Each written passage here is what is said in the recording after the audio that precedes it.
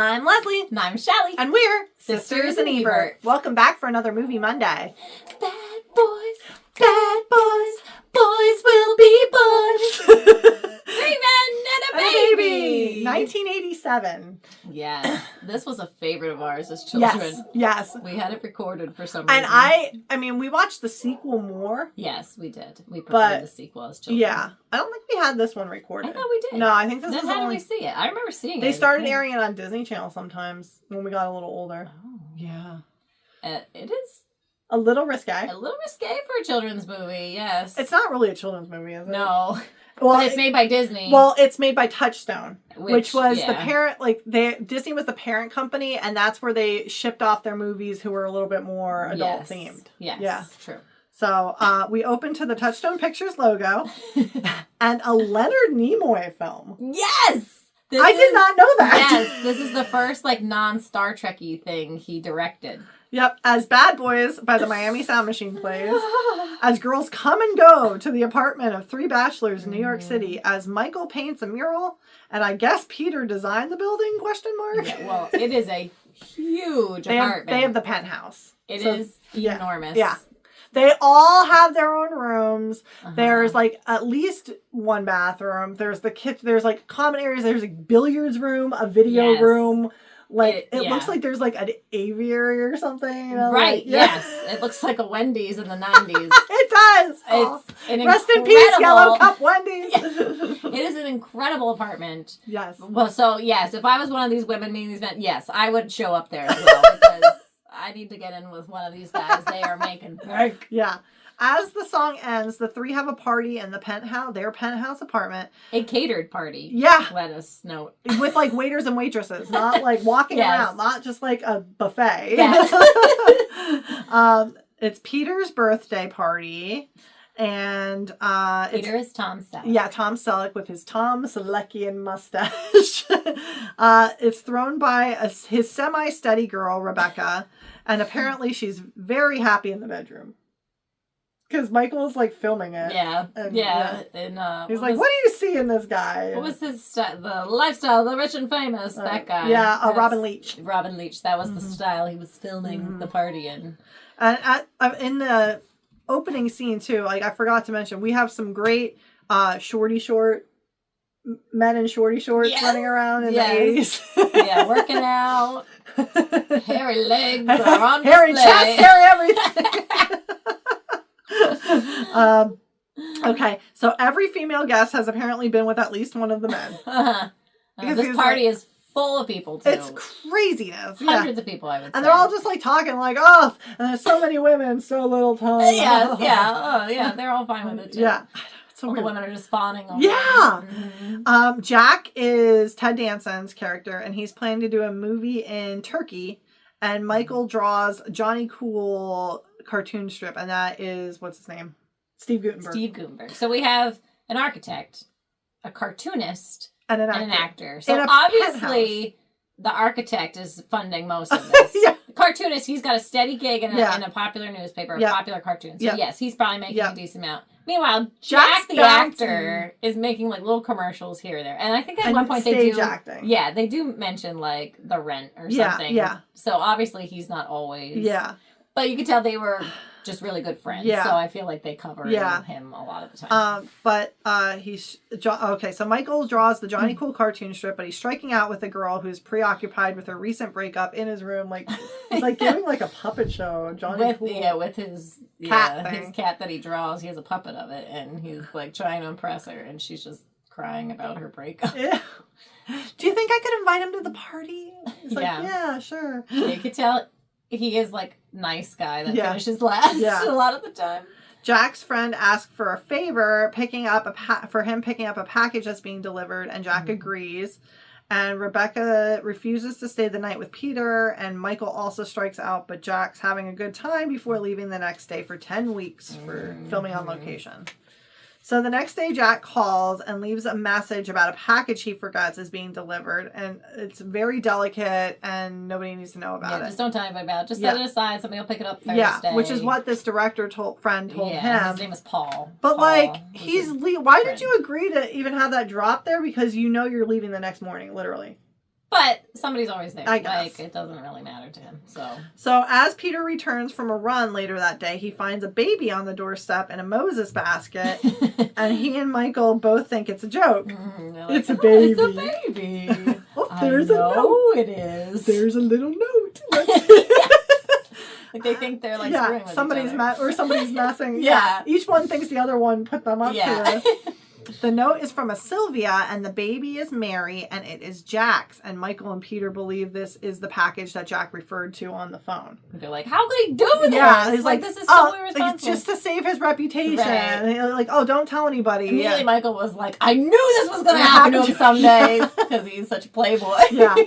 Both panic as neither knows how to care for a baby. And they are. Yeah, because this package that was supposed to be delivered to them was going to be picked up Thursday of that week. So whatever day this was, this Sunday, I guess? I'm guessing because the party was probably Saturday. Yeah. So, yeah. Yeah. So they got to make it till Thursday with this baby. Child. Yes. Peter is overwhelmed at the market with choices in baby supplies, and Michael is overwhelmed with the baby crying at home. Because she's probably starving. Like, who leaves their freaking baby? No surprise. Nothing. Yes, nothing was there. How old do you say she is? I think they said that she's about 4 or 5 months at this point. Okay. Because later on she's 6 months, I think. Oh, yeah. So, but like, yeah, babies get freaking hungry fast. Like, you can't go any. Yeah. Feisty. Yeah. The neighbor arrives from downstairs with a package that was delivered to her by mistake and informs Peter that the baby did a doodle, but calms the baby who is crying. You know she did a doodle, right?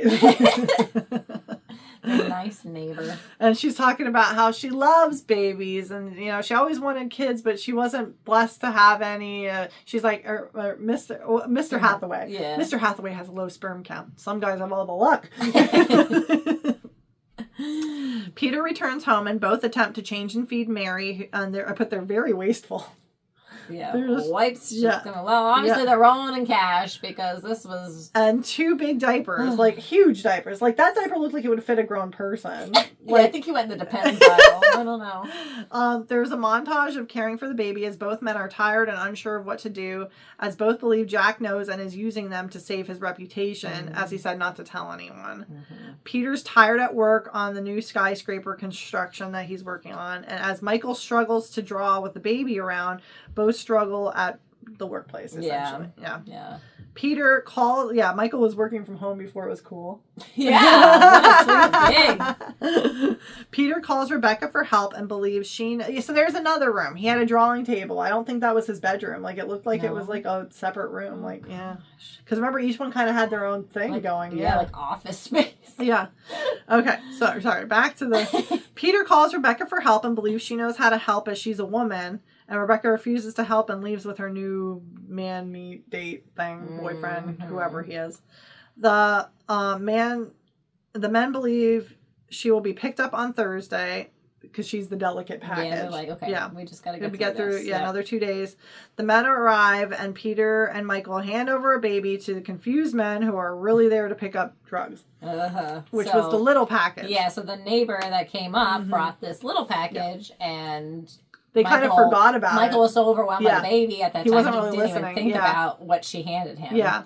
The men are reluctantly taking the baby, though are confused. They're like, oh, okay, I guess this is what we're supposed to do. The baby comes too? And they're like, that was the deal. Just the henchmen here. Like, and Peter's like, that was the deal. Yeah, take it. Bye. There's diapers. There's wipes. Good luck.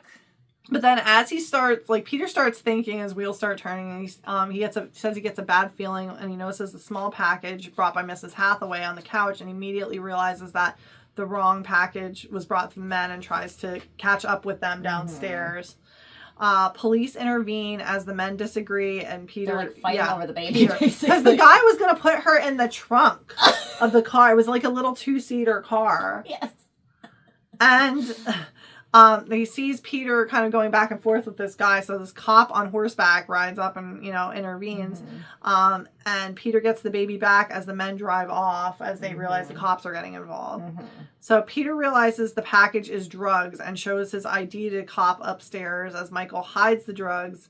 And then as that officer leaves, a detective in narcotics arrives, who was apparently watching. So they're on the scent of this. Yes. The detective questions Peter on the men talking to him downstairs as Michael hides drugs in Mary's diaper, and the detective wants to hold the baby, and Peter's like, yeah, let him hold the baby. Michael, let him hold the baby. He's a police officer. And he's like, I don't know, Peter. I don't think you should. Yeah. And they're like, good. So he's holding her, and she has the drugs on her. And he's like, oh, feels like she might need a change. That's what the detective said. So the detective is on to Jack's friend who smuggles heroin and asked him to have the package delivered. He's like, do you know this guy? Oh, not very well. He's like, oh, Paul, he's a friend of Jack's. I don't know him very well. Yeah. But he was at the party, which I'm sure they were watching then. Yeah, because they're probably following that guy to let him to these guys. And, okay. Jack calls as the detective is there, and he makes the men more on his radar as Jack jokes about smuggling. He's like, I bought you guys some great stuff. He's like, I don't know how I'm going to get it in. I could just smuggle it, huh? Like, he's just joking about it. Like, it's probably like souvenirs. This was on the answering machine, right? Yeah. Like, because they let it go. Yeah. So it was playing, it was the old answering machine style where you hear it. Yeah. If you're screening your calls or whatever. Okay. As the detective leaves, both men realize no one is coming for the baby, as Mrs. Hathaway agrees to babysit and the smugglers follow Michael and Peter out. Peter realizes that he's being followed and arrives home to Mrs. Hathaway tied up with the place wrecked, and Mary's nowhere to be found. Yeah, they're panicking. Yeah. Where's Mary? Where's the baby? Where did they go? I can't... work. They each had a work meeting. Yeah, something that they were... Michael had to meet his publisher and Peter had a meeting about the skyscraper project. So they finally find Mary, who is safe, and there's a message left saying next time they will take the baby. Yeah. And they are relieved. Yes. Like they're like holding Mary, like they're starting to get attached to this child very much. They're taking care of her all day. How could you not? Right, like, get attached to somebody that is completely dependent on you. So, and they're good guys. They want to do the right thing, even though they're womanizing put out by it. Yeah. Peter reads Mary Sports Illustrated for her bedtime story, and the champ, who was even bloodier than before, had an insatiable appetite for violence. It doesn't matter what you read. It's the tone. She can't understand it. Because Michael comes in and he's like, what are you reading? Right. Why are you reading that to her? Someone enters the penthouse in the middle of the night, and Peter investigates and tackles them. And it's revealed to be Jack arriving home early as his part got cut. And all stop as the baby awakes. Like, oh, great! Yeah, they're like, he woke her. They're like, he's like, what's that noise? Jack didn't know about drugs or the baby, and panics about both. And Jack remembers his mother, so he calls her. This was after they left him in the night to just figure it out himself. They're like, here, go ahead, we had to do it. Now you figure it out. At least with him, he has all the supplies. Yes, yeah. He's not starting from scratch. Should we go help him? Give him another 30 minutes. Yeah. Jack struggles caring for Mary, and his mother comes, and she's like, I'm going to do the most wonderful thing in the world for you. Nothing. And she's like, that you gotta face your because he's trying to sweet talk her, and you can tell this is what he just always gets his way. He's like, look, she knows you. It's like this biological thing. She is not buying this crap. No. So the men leave Jack in charge for the day with $250,000 in heroin in the diaper pail and to take care of the baby. He's like, okay, heroin in the diaper pail, formulas in the cabinet. He calls, this is where he calls his own mother. Oh, he remembers the mother. That's what I said. Not his mother, Mary's mother. Because he was like, no, there's no, I wasn't, there's no Sylvia. And then he's like, I was in London doing this play and blah, blah, blah. Okay, so that's what it was. So then he calls his own mother for help and is unable to locate. And he's unable to locate Mary's mother. He's looking for her too. Yeah. Because he's trying to call around to find her. He looks up her last name in London and there's 40 different numbers for... Jack asks his mother to care for Mary temporarily, but she says she will do the most wonderful thing in the world for him. Nothing to teach him responsibility. She's like, remember your father, God rest his soul? He was a screw up and he turned out fine. Peter and Michael go on a double date the next night as Jack watches Mary, and Peter calls the apartment and worries as Jack doesn't answer during the intermission.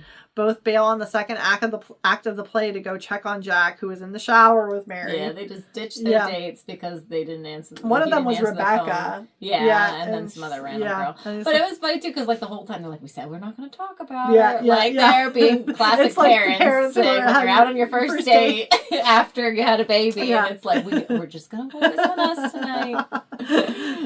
The next day they have a phone installed in the shower. Yeah. Do you get many calls in here? Oh yeah. But it was like so sweet because Jack's bonding with Mary. Yeah. Then like he's got her in the shower, like trying to calm her with the water. And he's like singing to her. Yeah. So like he was all sweet, and they came in panicking for no reason. And he's like, "Well, why didn't you answer the phone? We didn't even hear it. We were in the shower." So a note arrives the next day telling them to meet at the phone booth with an article that Jack's friend was hospitalized after a mugging. Mm-hmm. That night, they arranged to meet the smugglers at Peter's construction site. Mm-hmm. And they send Jack out dressed as a woman as a decoy. I said he has fabulous cheekbones. Did you notice that? Yes. Like his contouring. Yeah, he's got his makeup all done and a wig. And they lose. It looks like he's pregnant, but it's just Mary in the baby carrier under his dress that he wore because the cops are watching them. And the smugglers are watching. And the smugglers are watching. Yes, so the apartment building. Yeah, so Jack sneaks off with the baby. Yeah, so they lose the people tailing them to the construction site that Peter works at. Which. Why are you bringing Mary to this? Why didn't one not stay home with her and the other two handle it? They all needed to be there for the plan, Shell. Get Mrs. Hathaway. Well, Mrs. Hathaway probably isn't coming near them. It's also like, couldn't you tell the police what happened? Like, well, they had to get it because the police think they're involved too. So that's why they needed the evidence that they weren't. Because we will get to that. Yes. But yeah, that was why they did it. But initially I thought so too. Because initially the police think they're in on it. I feel like you could come clean and be like, "Oh my gosh, we had this package delivered. We didn't even realize what it was." Like, you trust our legal system a lot, don't you? Back in the 80s, I feel like it was different. No. With drugs? I don't know. Yeah. So Peter and Michael get the smugglers on tape, admitting that they had nothing to do with this because they have Michael hiding with a video camera in like a vent, and Peter's like saying, "So we had nothing to do with this." Yeah, we are. That was pretty obvious. Pretty clear that you've never done this before. As Jack tips off, excuse me, I just choked on my. As Jack tips off the detective to where they'll be, Michael is caught filming as the smugglers get close to catching them. Tips the whole thing over. Yeah, well, it was a fake thing. It wasn't really there. It was like a vent that he was standing in. So the smugglers get close to catching them as they try to escape through a service elevator, and the smugglers get into a neighboring service elevator. And they trap the smugglers there in the elevator as the cops arrive, but Jack's down below with Mary trying to controlling the power, which he doesn't know. He's like, what is what? So he at one point stops them right next to each other. Yeah, and then he figures out how to get Michael and Peter down. They're calling down the lever on the left. He's like, there isn't one. Yeah. It was the button and it was a lever. Yeah, that's what it was. Michael gives the detectives the tape, and the bad guys are caught, but not allowed to, and the detective is not allowed to hold the baby. Well, and I love the detective isn't like, we need to take him in for questioning or anything, just to figure all this out. He's just like, thank you. Yeah, because he's like, everything you need to know is on here. Got it. Yeah. See you later, boys. But didn't he say something about well, I know where to find you? Yeah, if I have any more questions, I know. But still, I feel like there would be a follow-up interview. It was the 80s, Shell. Exactly. Why? I think it'd be all right. I said there's a montage of the men getting even more female attention in the park with Mary as bait. Their weeks and months pass, I guess, as they adjust to caring for Mary together full time. The three sing "Goodnight, Sweetheart" for a lullaby, that 60s song. And a woman arrives the next morning. They successfully put her to sleep with that lullaby. A woman arrives the next morning and reveals that she is Sylvia, Mary's mother, and is there to get her and bring her home. Sylvia and Jack awkwardly talk, and Mary is Jack's and Mary is Jack's and Sylvia apologize. Oh, yeah, he says, asks, like, is she really mine? Yeah, and he's, yeah. And Sylvia apologizes for leaving her and plans to return home to London to have her family help her with Mary. The men pack Mary's things and lament that Jack is letting her go. And he's like, he didn't even really put up a fight at all. Just like, okay, if that's what you think is best. Mary and Sylvia leave, and the men sadly are left behind and listen to Goodnight Sweetheart on the jukebox as each find mementos of Mary's left behind. And I even told her, he was like, like if, you can't get her to sleep, usually 50s and 60s music works. That works. They're like giving her all these instructions because like a lot changes in those few months from when she left. Yeah. So Jack tries to rationalize that Mary is better off with her mother, but admits to being too sad with Mary gone and misses her. Peter suggests they try to stop the girls from leaving before the flight leaves and go to the airport. It's revealed Mary's 7 months old then, because the cabbie was asking them how old she is, and it's like 7 months. But they are too late. They get all the way to the gate. Yes. Ran right briefly went through security. Yep. A 1 metal detector. Yep. And then get all the way to the gate to see the flight pulling away. All three return home dejected after making it all the way to the gate. I said, oh, the 80s. As they get home, they find Sylvia crying on the floor outside the apartment with Mary and realizes that she is unable to care well for Mary on her own. Like, she can do the bare minimum, but not, what Mary deserves. And she's like, I don't want to live in this crowded flat with my family in London. I want to work in New York. Yeah. Yeah, and she's like, but I can't work and take care of the baby right, especially with an actor's job. Yeah, she was like, I feel like I'm just working to pay a sitter all the time. And it's all kinds of crazy hours, too. You're not doing regular 9 to 5. Yeah. She's like, I'm not sleeping at all because I'm up with her. And they're like, oh, no, we get it. Yeah. Sylvia asks for help from the men who agree, but Peter wants them both. He wants more than that. He wants them both, Sylvia and Mary, to move into the penthouse with them, and Sylvia agrees. And there's then a montage of the mural change to all 4 adults with Mary as all 4 leave to enjoy time with Mary. With their horrible stroller. That has a pole that comes out so they all can push it. I'm thinking like how 4 adults across coming at you down a sidewalk. I'd be like, get out of my way. In Manhattan, yeah. Yes. Not practical. The end. The end. It's a cute movie. It is. And this is one that we love. We loved this one growing up. It was so cute. And I think it's just because baby. Like my girls like to watch babies like on TV. So I think that's what it was. Because we didn't understand the whole drug plot, obviously. I didn't understand these guys being playboys. Because I didn't find them particularly attractive. Yeah, rewatching it this time. Yeah. I could see in their time. Yes. They're men of their time. Men of their time, yeah. They were stereotypically 80s heartthrobs, basically. Yes. And even Steve Gutenberg, he's supposed to be the nerdy one. But he was in shape and so I could see it. Yeah. Well, I get it. Yeah, he was still in his police academy. Yes.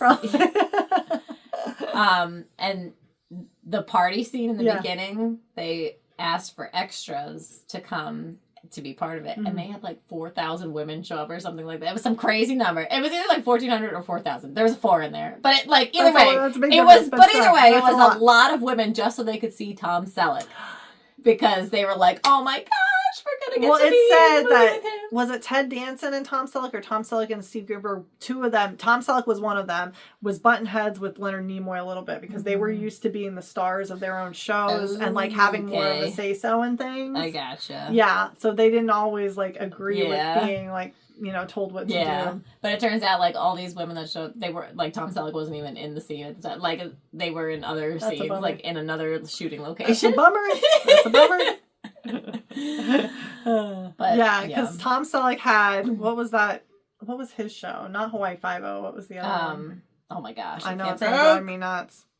I know Ted Danson was Cheers. Oh my it's gosh. Not. Shoot, wait, dang it! They just remade it. Hawaii Five-0? No. Yeah, please do, because they remade it recently too. Oh my gosh, I can't think.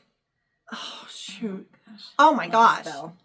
And it's not Chips. What is it? It's some... Magnum P.I. Magnum P.I. Yes, that's what it is. That's what it was. Yeah. That's what it was. Because it took place in Hawaii. Yes. But it was, Yes. But he was, used to be in the star. Super famous from that. Mm-hmm. Yes. Yeah. Yeah, I wore my new kid shirt because he and Donnie were in Blue Bloods for how many years? Like at least 10 years. Yeah. Yeah, that was his. They just ended that show. Yeah, his senior show. Well, Donnie was his son on that show. Okay, so, yeah. I never watched it. So I never really did either, but I follow him on Instagram. So I got you. Yeah, I've pieced it together. They actually he just got the table from they would have their family dinners in the show, and he got the table and they're auctioning off spots for like a charity, like if you want to go eat at the Blue Bloods table. Yeah, that's cool. Yeah, but yeah. And then we know, like, we both love Bob's Burgers, and Linda on that show loves Tom Selleck. Oh, Tom Selleck. Well, Bob has a mustache a la Tom Selleck, so... She's like, your Tom Seleckian mustache. Remember, if I die, I know, throw your ashes at Tom Selleck's face. That's what I want to go to. That's what I want. I'm going to put it in my will. But yeah, and then but they've all been in things because like Steve Guttenberg had the Police Academy franchise, and of course Tower of Terror and It Takes Two. I was going to say It Takes Two with the detective from this movie. That's right. He was the bodyguard in that one, right? Or the butler. The butler. Yes. Yeah. I forgot about that. Yeah. So obviously they knew each other. They did. They must have continued a relationship because why would you just happen to have sometimes it just happens. I don't know. Yeah, maybe, but he didn't have the same part. He wasn't a detective. No, but he wasn't like a big actor. The other guy, so sometimes things just work out. It's organic, sure. Do you have anything else you want to add? I can't think of anything else. I like the soundtrack. It was cute. Yeah. bouncy and nice. Yeah. I felt like when I watched it before, like I felt like it wrapped up like appropriately, but this one I felt like it was just a very quick a little rushed at the end. Yeah. I think like how quickly Sylvia is like, sure, let's do it. But it's also she was desperate. Yeah. So I was used to her because we watched the sequel a lot when we were little, like Three Men and a Little Lady. Yes. And Sylvia looks so good in that one, and she looks rough in this one. Yeah, because she's not taking care of herself at all. Yeah. But I was thinking too, like, oh, she's looking at this penthouse around her, like, I guess I could live here. Yeah. Sure. Yeah, absolutely. They pretty much, like, I mean, they're on the penthouse, but, like, they act like they own the freaking building. The way they, mosey about, Yeah, true. Everybody knows them. Yep. They have these huge parties. So Mr. Mitchell. Yeah, they're probably pretty noisy parties up on the top floor there. They've got caterers and waiters coming in. Yeah, the whole wait staff was there. Telling you, I would have dated one of these guys because I want to get into this party. And we never hear from Rebecca again. Nope, she's gone. And she was probably like, this is too weird. Now you have this lady living here. And she was seeing that cellist or whatever. Yeah, too. well, they both were seeing other people. Yeah, so I think it just petered out. Yeah. Petered. Petered out. But we thank you for joining us. Are you familiar with this classic? You love this Touchstone Pictures classic? I love so many Touchstone movies. Yeah, they're so good. They're good.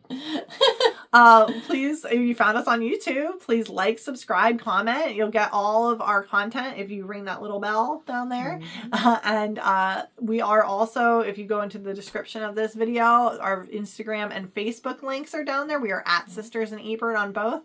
Please like, follow, subscribe. And be social with us. Yeah, please do. We have a few like little extra pieces of content that we release on there, and please help this channel grow. We're shamefully begging. Please, we're begging. Please. It doesn't cost anything. No, we're free.